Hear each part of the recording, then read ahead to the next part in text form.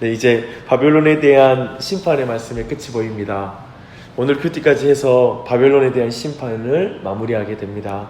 이제 아침 기도의 메시지는 이제 아침 기도에 나온 그 성도들에게 하나님의 은혜를 나누는 것도 1차적인 목적인데요. 특별히 동시에 그날 큐티를 돕는 것이 목적입니다. 그래서 이제 풍성하게 오늘도 또 말씀 가운데 하나님의 은혜가 있길 바랍니다. 어제 우리는 풍부한 수자원으로 부유했던 바벨론 사람들이 바로 그 재물로 말미암아 교만했다라는 것을 살펴보았습니다. 그것이 심판의 원인이 된 것이죠. 우리는 우리 유대를 멸망시키고 포로로 삼았던 바벨론의 심판이 어떤 면에서는 유대를 구원하신 사건으로 다시 묘사되는 것을 보게 됩니다. 예를 들어 예수님의 재림의 사건도 사실은 택한 백성에게는 세상의 압제로부터 구원하는 날이 될 것입니다. 그런 의미에서 이제 바벨론의 철저한 심판은 이스라엘의 유대인들의 바로 해방과 관련이 있습니다. 그래서 그날을 고대하게 되는 것이죠.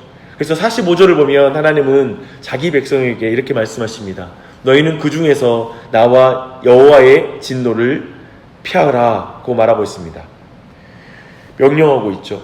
참으로 바벨론은 아무리 물이 풍성하고 부유해도 그들이 계속 있을 것이 아닙니다. 하나님의 백성들이 계속 그 자리에 있어서는 안 됩니다. 그들은 돌아갈 본향이 있기에 바벨론이 심판당할 때 반드시 그 길을 빨리 벗어나서 자신의 땅으로 돌아와야 됩니다. 참으로 그들은 나그네의 정체성을 가지고 바벨론에 가 있는 것이지 거기에 정착하는 사람으로 가 있는 것이 아닙니다.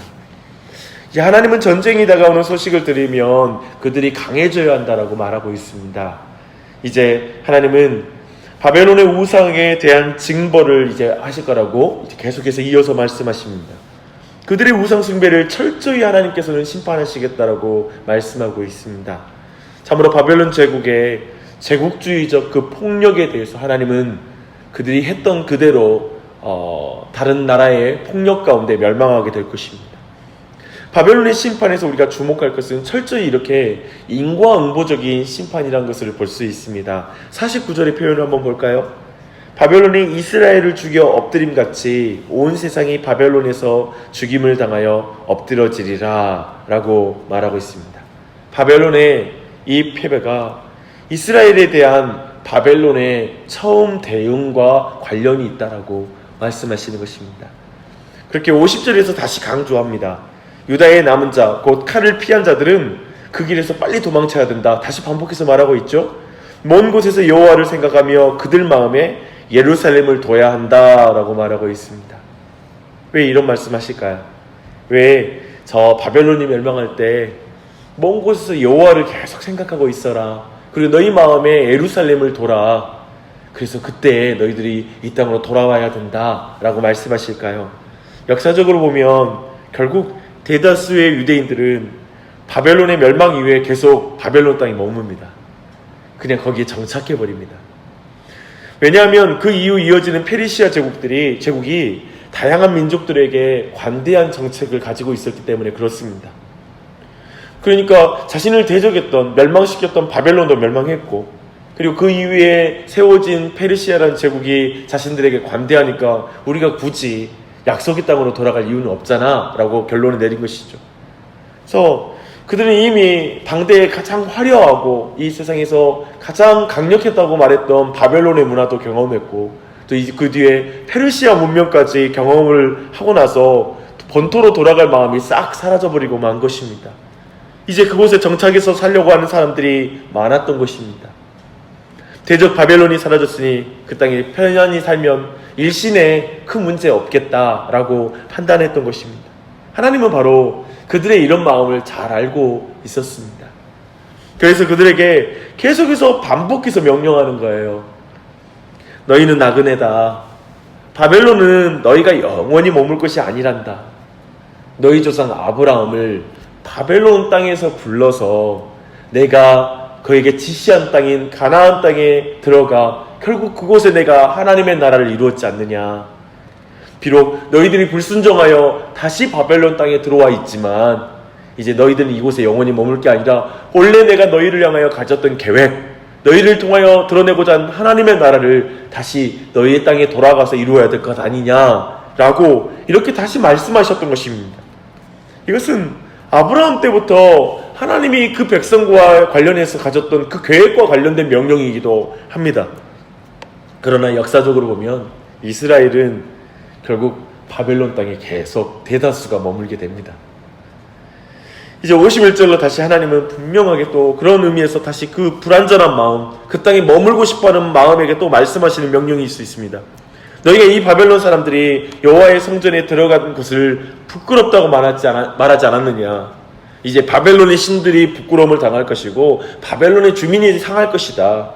그들이 수치스러워할 것이다. 그들이 한숨을 쉴 것이다. 여호와의 말씀이니라. 분명히 이 땅 멸망한다. 그러면서 지금 그 백성의 과거에 당했던 수치스러운 마음들을 다시 연상시키면서 다시 그 땅을 더 벗어나야 된다. 심판이 반드시 있을 것인데 그때 너희들은 다시 본토로 돌아가야 한다는 걸 다시 강조해서 말씀하시는 것이죠. 저는 여기에서 53절의 말씀이 참 마음에 와닿았습니다.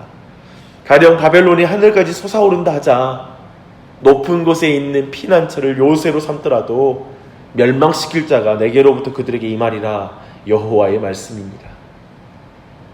참으로 하나님께서 교만한 자를 어떻게 심판하시는지 분명하게 말씀하고 있습니다. 세상 사람의 눈에 볼 때에는 저 제국이 영원할 것 같고 절대 망할 수 없다 라고 생각하면서 다들 절망하며 이제 우리 돌아갈 길이 없다, 하나님은 이 가운데 역사할 수 없다라고 말할지라도 분명히 그것이 무너질 걸 말합니다. 저 미국이 가진 힘보다 5배, 10배가 강한 나라가 있을지라도 그들을 심판하실 전능자가 계시다라고 분명히 말씀하십니다. 이것이 그 당대의 현실의 권력 앞에, 무너지지 않을 것 같은 바벨론 제국 앞에 정말 모든 믿음과 정절을 다 상실해버렸을 많은 사람들, 절망해버렸을 많은 믿음의 사람들에게 어떠한 마음을 주었을까요?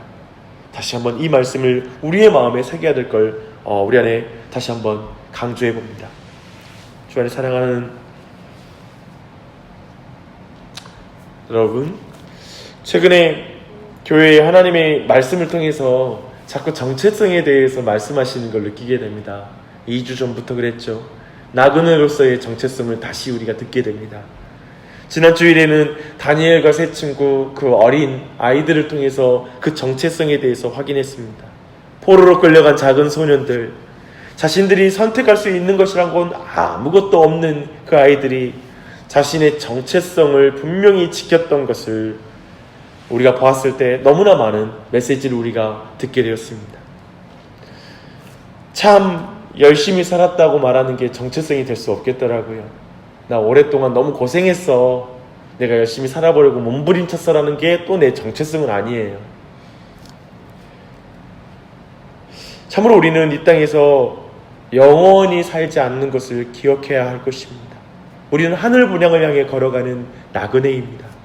그래서 우리는 언제든지 주님 말씀에 반응할 준비를 가지고 있어야 돼요. 너희 마음에 계속 예루살렘을 두어라, 이 말이 우리 안에 있었으면 좋겠어요.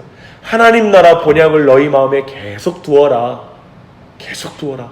그때에만이 이 땅을 나그네로 살 수 있는 것이죠. 주님이 다시 재림하실 것을 기억하며 이 땅을 나그네로 살아야 합니다. 하지만 너무나 많은 신자들이 이 땅이 영원한 본향인 것처럼 푹 눌러 살 요량으로 사는 듯 합니다.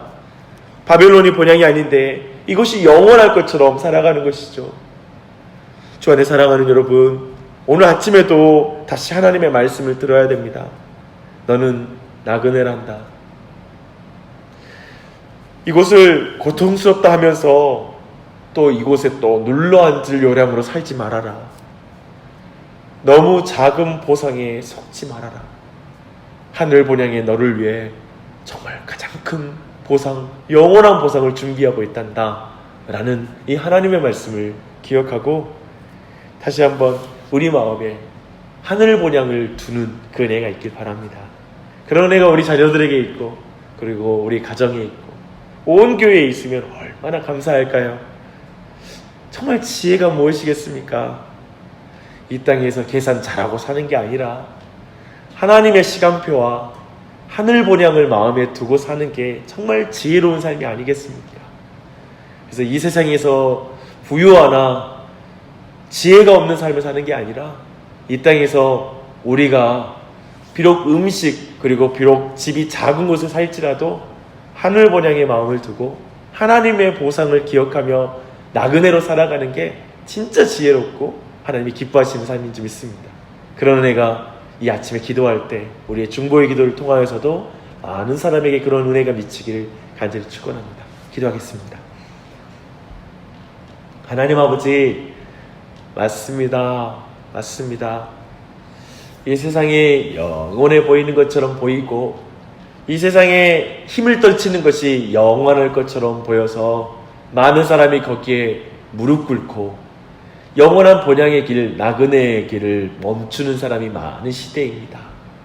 그런데요, 하나님, 이 세상에서 계산 잘하고 이 땅에서 작은 것을 만족하고 사는 게 지혜로운 삶이 아니라 영원한 본향을 마음에 두고 하나님이 이 땅을 심판하실 걸 기억하고 이 땅을 나그네로 사는 것이 하나님 보시기에 지혜로운 삶인 줄 믿습니다.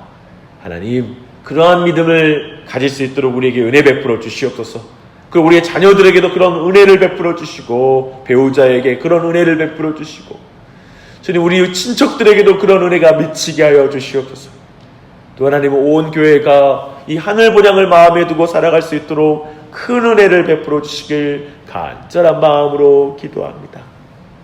특별히 하나님, 사역을 이제 3년 동안 교회 사역을 잘 하고 또 이제 새로운 사역지를 위해 나아가는 우리 배우진 목사님 기억하여 주시고 그의 발걸음을 지도해 주시고 그 모든 길 가운데 복을 주시고 은혜 주셔서 하나님의 아름다운 길 가운데 나그네로 이 땅의 사역을 충실하게 잘 감당할 수 있도록 우리 배 목사님과 가정 가운데 은혜 베푸시고 모든 그 이사와 모든 일정들을 주관하여 주시옵소서. 또한 새롭게 이곳에 부임하는 정재현 전사님과 이사하는 과정과 모든 길 가운데 은혜 베푸셔서 그 가운데 하나님의 큰 은혜가 넘칠 수 있도록 모든 사역의 준비 가운데 부족함이 없도록 은혜 베풀어 주시옵소서. 오늘도 은혜 주신 하나님께 감사하며 우리가 이것저것 기도해야 될 것이 많습니다. 하나님께서 은혜 베풀어 주시고 함께 주시옵소서. 이 아침에 기도할 때 사랑하는 제게 은혜 베푸셔서 하나님 그 마음의 모든 소원과 간구를 들어주시고 성령님을 통하여 기도를 도우셔서 주님을 깊이 만나는 이 아침이 될 수 있도록 은혜 베풀어 주시옵소서. 모든 것에 감사드리며 예수님의 이름 받들어 기도드립니다. 아멘.